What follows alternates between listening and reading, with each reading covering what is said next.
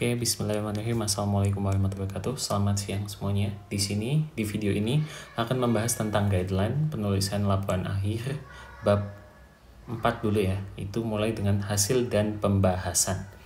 Nah, mula-mula teman-teman silahkan tuliskan kapital bab 4 hasil dan pembahasan. Selanjutnya 4.1 hasil pengamatan. Kemudian ini menjorok ke kanan sedikit, itu 4.1.1 teman-teman tuliskan, yang ini tulis tangan ya, tabel pengamatan di bawah naungan.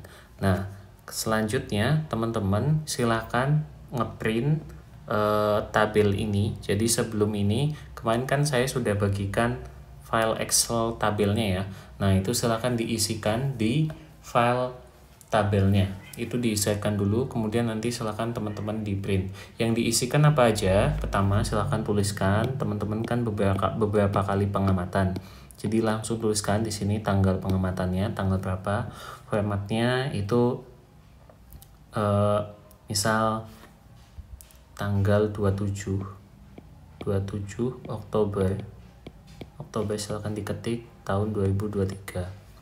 Nah, kemudian jenis tumbuhannya dituliskan nama lokal, kemudian dalam kurung nama latinnya apa. Selanjutnya, ini tingginya adalah tinggi yang waktu itu diukur. Jadi, mulai dari yang pengamatan yang pertama kan pasti kosong, 0. Dan yang waktu itu jumlah tumbuhnya, anggap saja kita masih 0. Jadi, dan kemudian untuk yang ini ke bawah itu ditulis sesuai tanggal pengamatan. Selanjutnya di yang jenis tumbuhannya, silahkan yang kemarin itu tuliskan jenis tumbuhannya ada apa saja di yang hari terakhirnya saja ya. Karena baru diketahui jenis tumbuhannya itu kan di hari yang terakhirnya saja. Jadi yang di sini kosongin aja dulu. Selanjutnya di tinggi ini teman-teman tuliskannya ini juga dikosongi sampai dengan yang di terakhir kemarin hari pengamatan terakhir itu berapa yang kita sudah hitung di lab, jumlahnya juga sampai dengan yang di hari terakhirnya berapa, dan baru di sini total jumlahnya itu ada berapa tumbuhan. Ini yang di bawah naungan. Kalau misalkan kosong berarti ya kosong semua ya. Pokoknya dituliskan sesuai dengan pengamatannya teman-teman. Begitu juga tabel yang ini itu sama penulisannya.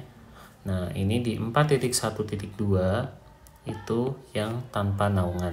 Jadi ini adalah data yang digunakan itu data kolektif satu kelas. Jadi silakan sharing datanya dengan teman-teman sekelas.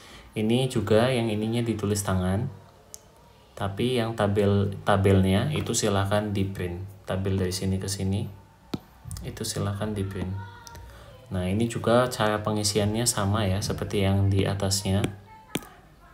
Hanya saja seingatku yang tanpa naungan tuh banyak tumbuh ya. Jadi silakan dituliskan di sini. Setelah itu kemarin kan kita juga menimbang ya. Jadi untuk 4.1.3 itu tabel perhitungan berat basah dan berat kering. Itu ini ditulis tangan pada laporan dan yang ini di print dan silakan ditempel. Harus ditempel, pokoknya semua yang di print itu harus ditempel. Dan yang ini berat batang, berat akar, berat daun itu silakan dituliskan. Kemudian ke pembahasan itu ada klasifikasi jenis tumbuhan di 4.2.1. Ini menjorok ke kanan ya. Silakan dituliskan secara lengkap dan dengan penulisan nomenklatur yang benar. Mulai dari kingdom sampai dengan spesies, jangan lupa untuk digarisbawahi di sini. Kemudian kalau misalkan ada beberapa, jadi misal ya yang ini satu, kemudian yang di bawahnya itu misal ada jenis kedua, misal ada 3 jenis berarti nambah 3 jenis. Pokoknya semuanya dituliskan klasifikasinya. Setelah penulisan klasifikasi, silakan teman-teman di 4.2.2 itu adalah deskripsi biomasa. Silakan jelaskan secara lengkap dan rinci tentang deskripsi biomasa dan pengaruhnya terhadap ekosistem di hutan itu seperti apa. Di bawahnya, di 4.2.3, bandingkan data dari setiap perlakuan. Jadi, di sini silakan dijelaskan secara lengkap tentang perbandingan perlakuan, berapa tinggi setiap tanaman yang tumbuh, berapa jumlah tumbuhan yang tumbuh di setiap pengamatan, cantumin pada hari keberapa, kemudian berapa total tumbuhan yang tumbuh selama pengamatan, dari awal sampai dengan terakhirnya itu silakan dijelaskan. Selanjutnya di 4.2.4, faktor-faktor yang mempengaruhi tumbuhan bawah.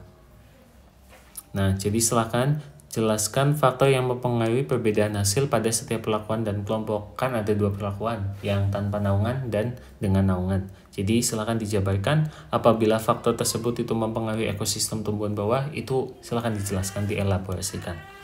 Selanjutnya di 4.2.5 itu perbandingan berat basah, berat kering setiap jenis tumbuhan. Silahkan dideskripsikan dalam bentuk paragraf, berat basah dan berat keringnya itu bagaimana, jabarkan nilai berat basah dan berat kering setiap jenis tumbuhan, dan kemungkinan faktor apa yang mempengaruhinya. Begitu. Jangan lupa ini semua dideskripsikan dalam bentuk paragraf, dan pada awal paragraf itu menjorok ke kanan ya. Yang di sini enggak, jadi kurang lebih seperti ini, hanya di kalimat awal saja yang menjorok ke kanan. Selanjutnya di bagian penutup, bab 5 penutup itu 5.1 kesimpulan. Silakan teman-teman tuliskan kesimpulan, ini kalimat pembukanya, jangan lupa. Dan ini ada beberapa poin-poin untuk kesimpulannya adalah jumlah kesimpulan itu sama dengan jumlah tujuan praktikum. Jadi pastikan jumlah tujuan praktikumnya itu maksudnya jumlah kesimpulan itu sama dengan jumlah tujuan praktikum. Misal jumlah tujuan praktikumnya 3, ya dituliskan 3 kesimpulan gitu. Selanjutnya setiap poin kesimpulan harus menjawab poin dari tujuan praktikum. Jadi silahkan, itu kan misal di tujuan yang pertama, tujuannya apa? Misal mengetahui biomasa yang ada di bawah naungan berapa. Jadi di kesimpulannya silakan langsung dijawab tujuan, ulangi ya. Jadi di nomor 2 itu setiap poin kesimpulan harus menjawab dari poin tujuan praktikum. Yang nomor 3, kesimpulan haruslah singkat, padat, dan jelas. Yang nomor 2, setiap poin kesimpulan itu harus menjawab dari tujuan. Silakan jangan hanya menjawab seperti mengetahui apa, tapi dielaborasikan, namun harus singkat, padat, dan jelas. Pokoknya seperti yang aku contohkan di yang sebelum-sebelumnya. Kemudian di 5.2 yang saran itu kalimat pembuka, itu sarannya harus ada kalimat pembukanya. Kemudian saran ini tuh wajib ya, harus ada ya, tidak boleh dituliskan kayak tidak ada saran atau kegiatan sudah berjalan dengan baik, itu tidak boleh. Tapi silahkan difikirkan kira-kira untuk kedepannya biar lebih baik lagi itu seperti apa. Jadi sarannya harus ada. Kemudian setiap poin saran itu harus mengenai tentang jalannya praktikum. Kesimpulan haruslah singkat, padat, dan jelas. Kemudian awali saran dengan kata-kata sebaiknya. Jadi sebaiknya apa, jelaskan konteks sarannya. Sebaiknya apa, jelaskan konteks sarannya. Begitu. Terima kasih, selamat mengajarkan.